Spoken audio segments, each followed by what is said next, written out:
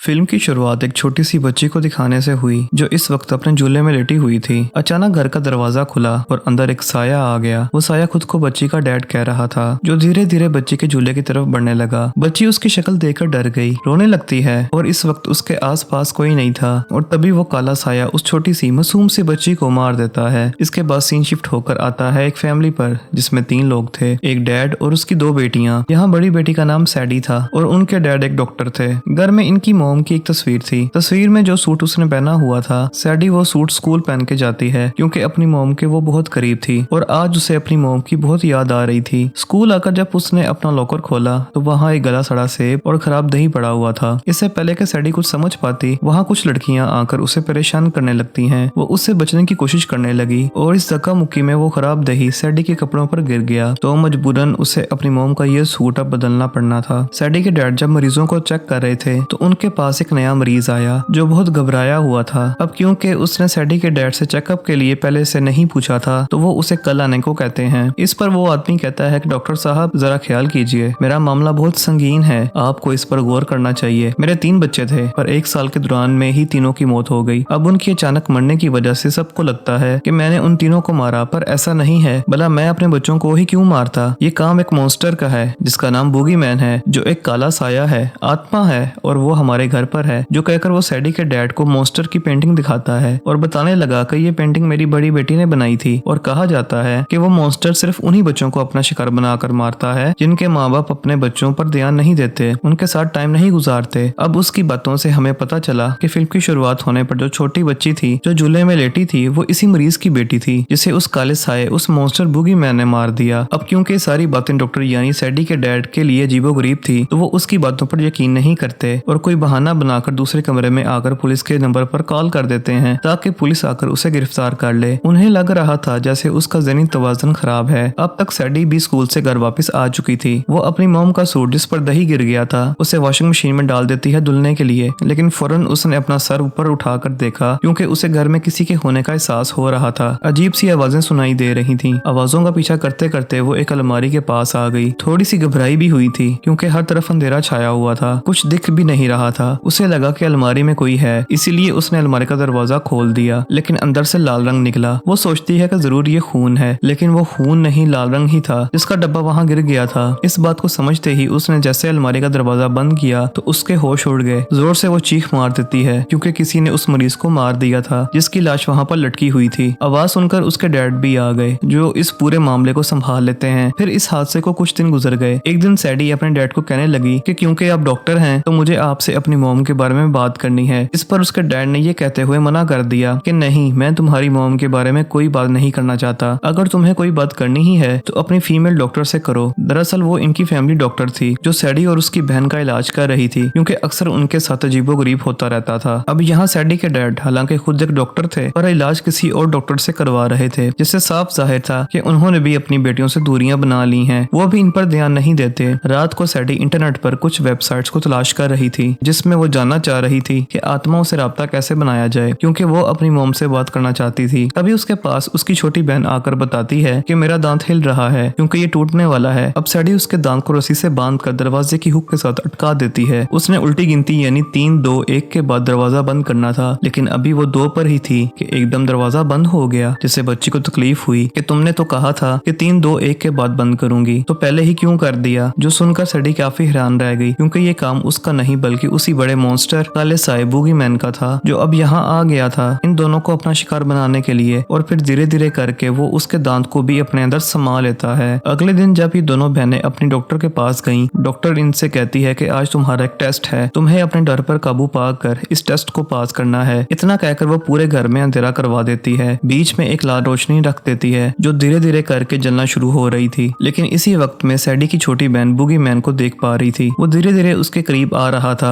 फिर एक वक्त ऐसा आया जब बूगी मैन उसके बहुत करीब आकर बस उसे मारने ही वाला था कि तभी वो जोर से चीख मार देती है और उसके ऐसा करने से डॉक्टर पूरे घर की लाइट्स ऑन करवा देती है। पर तब तक बूगी मैन वहां से जा चुका था। अब सैडी अपने घर में होने वाली उस मरीज की मौत पर काफी रिसर्च कर रही थी, जिस बीच उसे वो फोन भी मिल जाता है जब वो उस मरीज से बातें कर रहे थे। साथ ही मरीज के घर का पता भी। उसके डैड की आदत थी कि जब भी वो किसी मरीज के साथ बातें करते थे तो उन बातों की रिकॉर्डिंग कर लिया करते थे। और अब जब सैडी वो रिकॉर्डिंग सुनती है तो तो उसे भी लगता है कि हाँ सच में कोई साया, कोई ऐसी आत्मा है जिसने उस आदमी के बच्चों को मारा होगा और अब वो यहाँ हमारे घर में भी मौजूद है। यहाँ सैडी को वो डायरी भी मिल जाती है जिस पर उस मरीज की बेटी ने उस मॉन्स्टर बूगीमैन की तस्वीर बनाई थी और यहाँ सैडी पहली बार उस मॉन्स्टर को देख पाती है। ये तस्वीर वो अपनी बहन के पास लेकर गई, पूछती है क्या तुमने ऐसे किसी मॉन्स्टर को घर में महसूस किया या देखा है? उसकी बहन कहती है कि हाँ देखा है, मुझे क्योंकि डर लगता है तो मैं हमेशा अपने साथ बड़ी सी सफेद रोशनी वाली बॉल लेके सोती थी, पर मॉन्स्टर ने मेरे पास आकर उसे तोड़ दिया और तब मैंने उस मॉन्स्टर को महसूस किया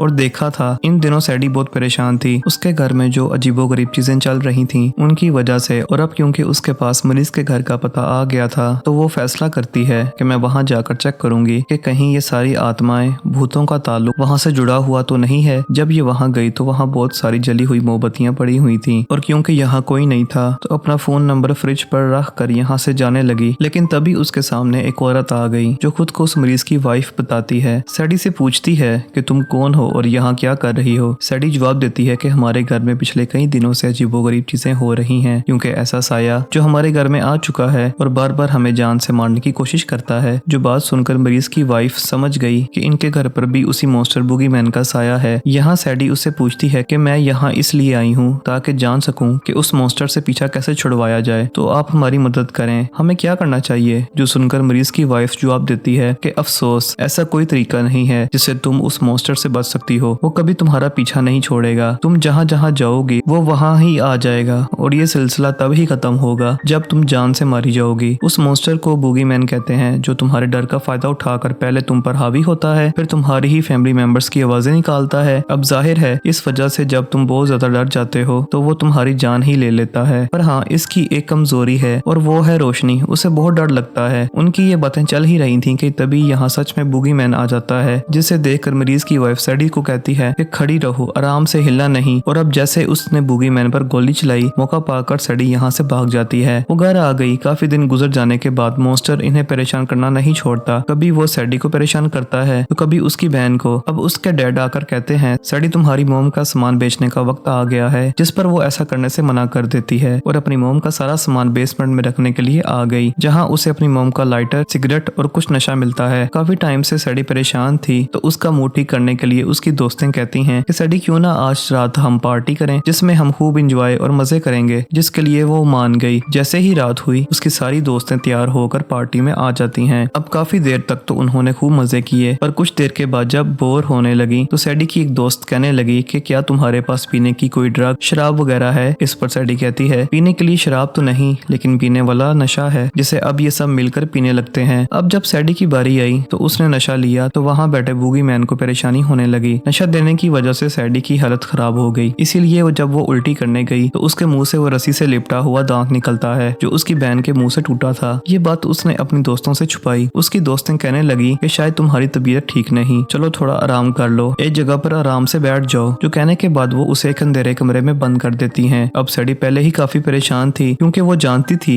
कि यहाँ आसपास जरूर बूगीमैन है, और अब उसका डर और भी बढ़ गया क्योंकि अंधेरे कमरे में जो बंद थी यहाँ सच में तभी बूगीमैन आकर उस पर हमला कर देता है, उसे मारने की कोशिश करने लगा। सैडी अपनी जान बचाने के लिए जोर जोर से चिल्लाई, दरवाजे के पास आकर पीटने लगी, दरवाजा खोलने का कह रही थी। उसकी ऐसी हालत देखकर उसकी एक दोस्त ने जल्दी से दरवाजा खोल दिया। वो डरते हुए पहले तो बाहर आई, लेकिन अपनी एक दोस्त को जोरदार थप्पड़ लगा देती है, कहने लगी कि तुम्हें मुझे अंधेरे कमरे में बंद करने की क्या जरूरत थी। उसकी इस हालत पर बाकी दोस्तों को बहुत बुरा लगा और वो घर से बाहर निकल जाती है। ये कहकर के सैडी पागल हो गई है। अब क्योंकि घर में पार्टी चल रही थी तो सैडी के डैड ने अपनी छोटी बेटी को टाइम पास करने के लिए वीडियो गेम लगाकर दे दी थी, जहाँ तभी बूगीमैन आ गया उस पर हमला करने के लिए। लेकिन सैडी की बहन उससे बचने के लिए बार बार वीडियो में तेज रोशनी जलाने लगी ताकि वो उसे वहां से भगा सके। लेकिन गेम में एक वक्त ऐसा आ गया जब बच्ची से लाल रोशनी पैदा हो गई और अब बूगीमैन को मौका मिल गया था उसके अंदर आने का या उसे मारने का। पहले तो वो उसे खूब पीटता है, फिर उठाकर उससे दूर पटक देता है। इस वजह से वो जोर से चिल्लाई क्योंकि जख्मी हो गई थी। तब उसकी आवाज सुनकर सैडी और उनके डैड यहाँ आए, फौरन उसे अस्पताल ले जाने लगे। अस्पताल आकर सैडी उसे कहने लगी, जिस मॉन्स्टर को तुमने महसूस किया उसे मैंने भी किया, तो हमें इस बारे में डैड से बात करनी चाहिए। अब सैडी के पास उस मरीज की वाइफ की कॉल आई जो बता रही थी कि मैंने उस मॉन्स्टर बूगीमैन को खत्म करने का रास्ता निकाला है, इसलिए मुझे तुम्हारी मदद चाहिए, तो जल्दी से मेरे घर आ जाओ। सैडी जब वहाँ गई तो पहले की तरह वहाँ बहुत सारी मोमबत्तियां जली हुई पड़ी थी। सैडी उससे कहती है कि मैं अब आ गई हूँ, तो बताओ कैसे खत्म करना है उस मॉन्स्टर को। पर इसकी इस बात का जवाब दिए बगैर वो सैडी को जबरदस्ती पकड़कर उसके हाथ पांव बांध देती है, जिसके बाद एक अंधेरे कमरे में बैठकर कहती है कि तुम हो उसे मारने का जरिया। फिलहाल माफ करना, उसे खत्म करने के लिए तुम्हें चारा बनाने के अलावा मेरे पास और कोई रास्ता नहीं था। अब चारे को देखकर बूगीमैन हमला करने के लिए जरूर आएगा। जैसे ही जमीन पर पड़ी रस्सी से टकराएगा जिससे बहुत सारी गोलियां निकलेंगी। खुद को खतरे में देखकर सैडी पहले तो काफी रोती है और सोचने लगी कि अगर उस मॉन्स्टर को आज खत्म ना किया